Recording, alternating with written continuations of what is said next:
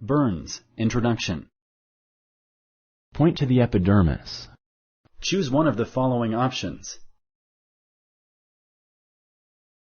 Correct. This is the outer layer of the skin called the epidermis. Of the 3 degrees of burns, first-degree burns are the most severe.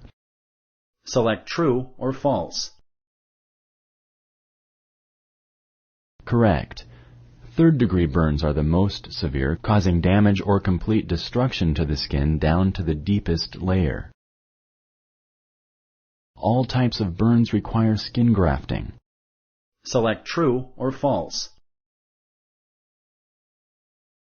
Correct.